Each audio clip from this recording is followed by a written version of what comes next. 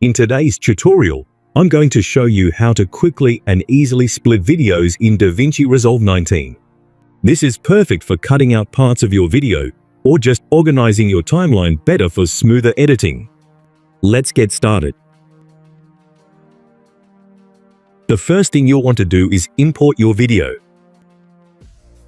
Simply drag and drop the video file into your timeline. Next, make sure you're in the Edit tab. Now, drag this second video at the top of the first video.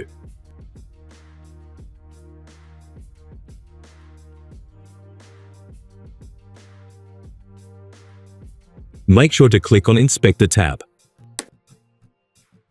Select the clip. Now move this side and then click on Cropping.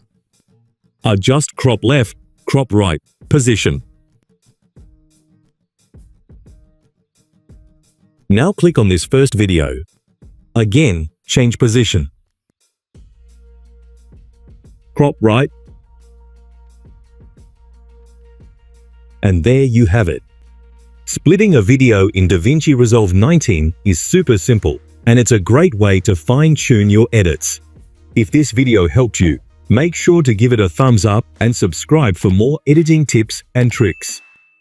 Thanks for watching, and I'll see you in the next one.